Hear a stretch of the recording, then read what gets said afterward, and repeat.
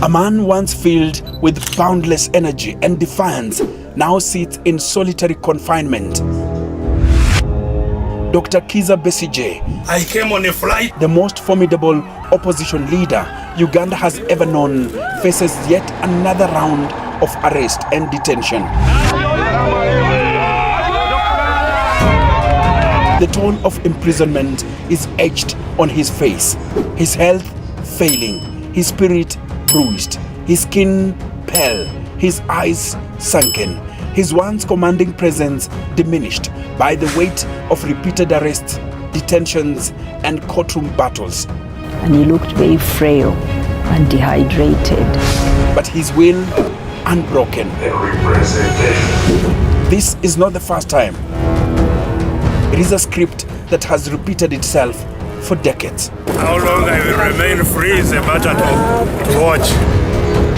Who is Kiiza Besigye, and why does he remain a thorn in the flesh of President Museveni?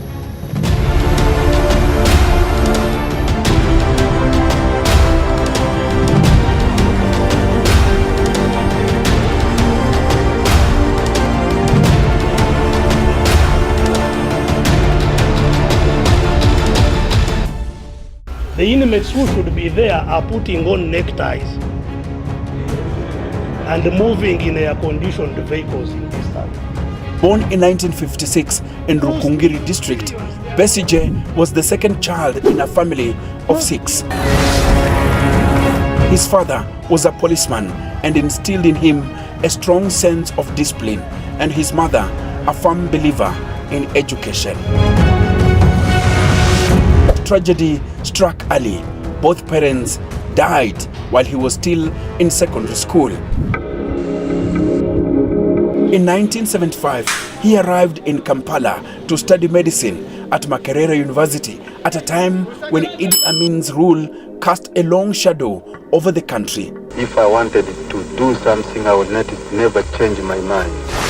Like many Ugandans, he felt the brutality of Amin's regime firsthand.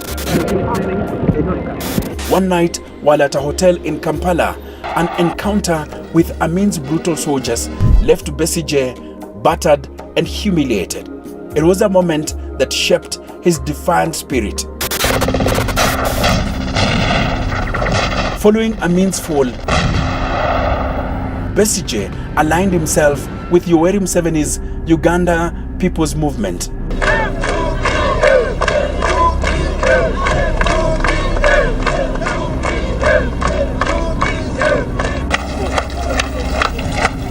The 1980 election saw Milton Obote return to power in what many considered a rigged process.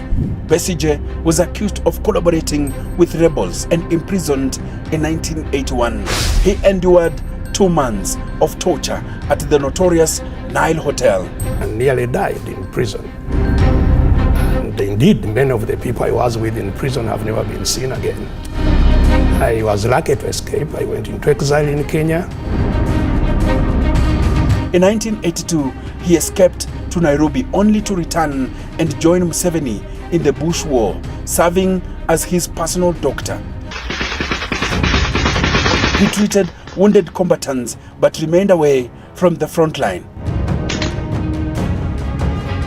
It entails both the surgical procedures, treating casualties from gunshot wounds or shrapnels, and also treating the medical ailments like malaria, diarrheal diseases, hookworm infestations. His dedication did not go unnoticed. And when Museveni seized power in 1986, Besigye was rewarded with a cabinet position. At just 29, Besigye was appointed Minister of Internal Affairs and later National Political Commissar. His rapid rise surprised many, but it also made him a perceived threat to the president.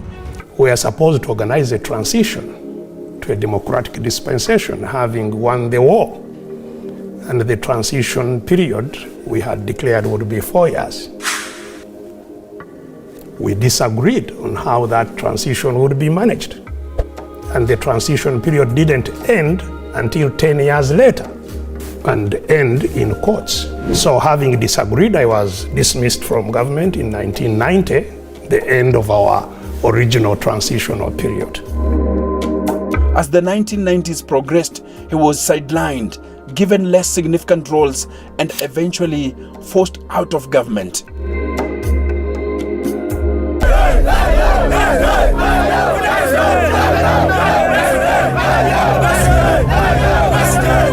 In 1999, he wrote a scathing critique of the ruling party, accusing it of betraying its revolutionary ideals.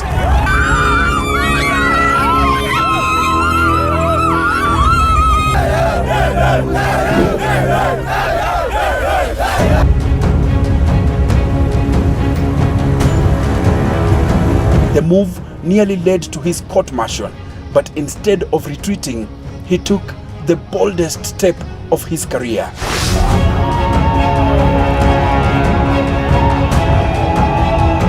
In 2001, Besigye ran against Museveni in the presidential elections. He lost but contested the results, citing intimidation and fraud. It cannot be a fair election. We've been trying to do our best in an unbalanced situation. It provides heavy leaning to the side of the incumbent and disadvantages any other person challenging the incumbent. We are supposed to run as individuals in this election. We are not supposed to have any organization supporting us. Fearing for his life, he fled to exile. He returned in 2005, only to be arrested and charged with treason and rape, charges widely dismissed as politically motivated. Despite continued persecution, Besigye remained defiant. His third and fourth presidential runs saw him face intensified harassment.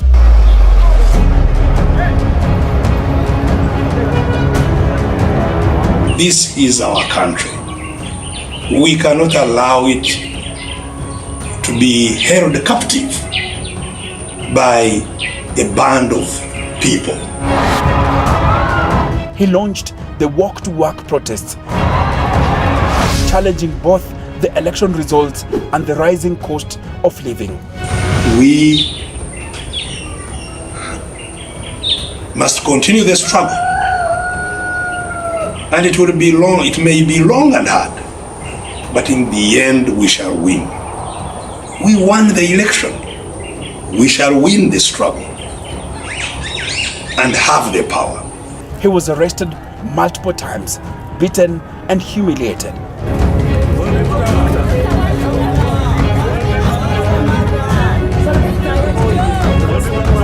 Very, very glad to be back. But the more the government tried to silence him, the more popular he became.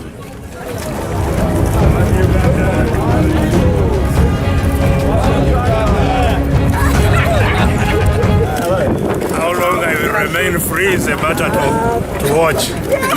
The inmates who should be there are putting on neckties and moving in air-conditioned vehicles in this town. Who steal trillions? They are no longer stealing billions. Who steal trillions of shillings that those inmates could have used to go to school? His critics call him an attention seeker. His supporters hail him as Uganda's strongest voice for democracy.